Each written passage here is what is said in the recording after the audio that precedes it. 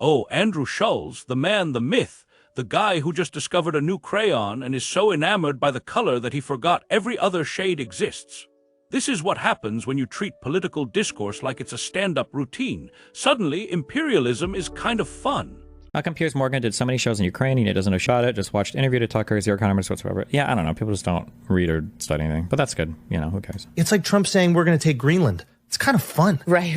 I like that. Gulf of America, I like it. Yeah, like Gulf of America, I don't care. Why was it ever Gulf of Mexico? I know. We're so much bigger than they are. Right? Matter of fact, they could still call it Gulf of Mexico. We don't care. Do you know what I mean? Like, but that's... Like, all these same... hold on. How mean do I want to be here?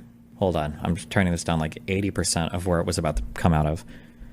All of the same people now that are talking about how epic it is to go after Greenland and Canada and Mexico are all the people who were soy crying and themselves over Iraq for, you know, the past like decade.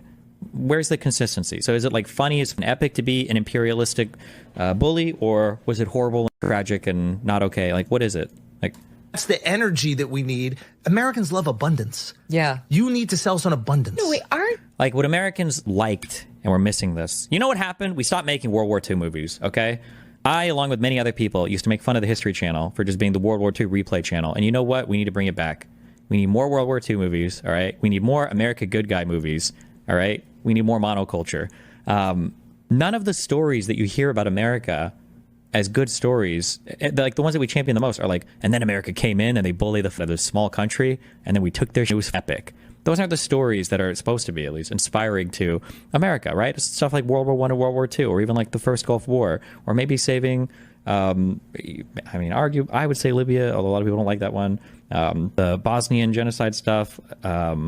Like, these are supposed to be the things that we feel good about as Americans. Why are we now wanting to be world bullies, especially when all these people had an entire foreign policy perspective that was informed by not being bullies after Iraq? But energy that we need. Americans love abundance. Yeah. You need to sell us on abundance. No, wait, aren't you the guy? You're the one who said this to me, and I've quoted you on it many times, on how the moment Trump won you over was when he took the guy from Montenegro by the shoulder, was like, to the back. Wait, which one? When he was over at like the G7 or the G18. I loved it. And he shoved that guy. Why am I in the back?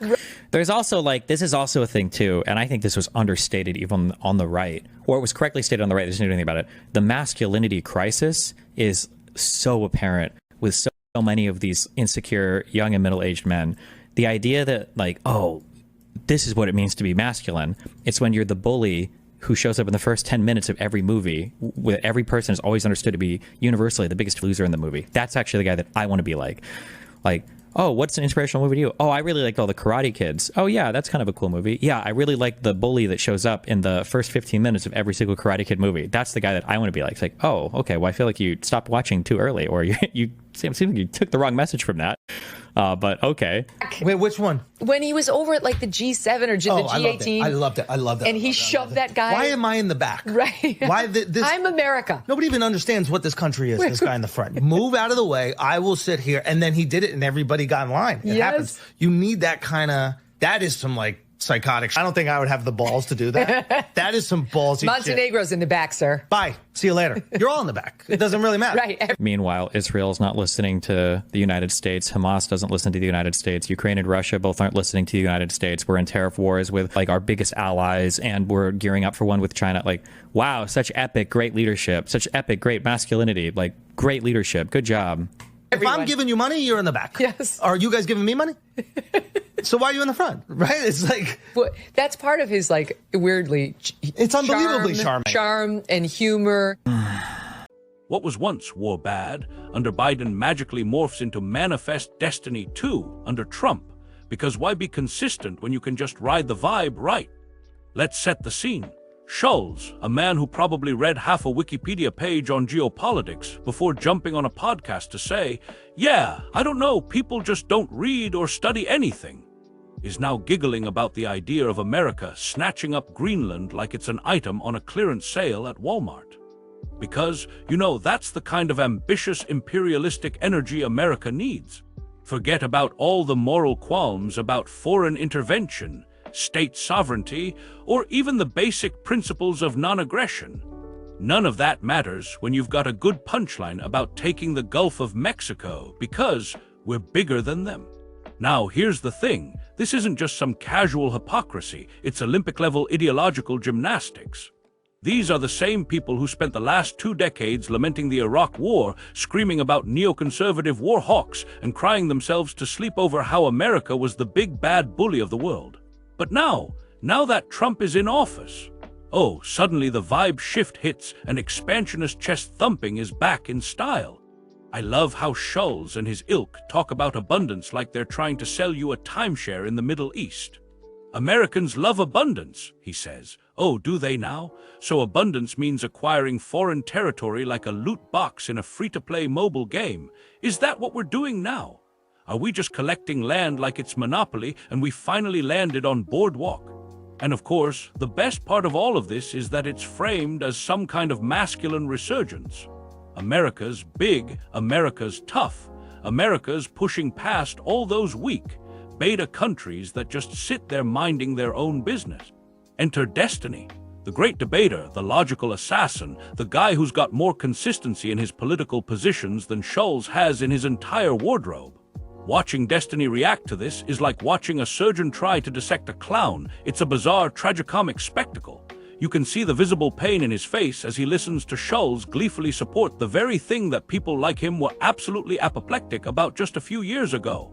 Iraq, that was a disaster. Libya, an absolute tragedy. But Greenland, oh baby, that's hilarious, let's do it. You see, what Schulz and his crowd have mastered is the art of selective outrage. When it was Bush and the neocons, imperialism was the devil incarnate.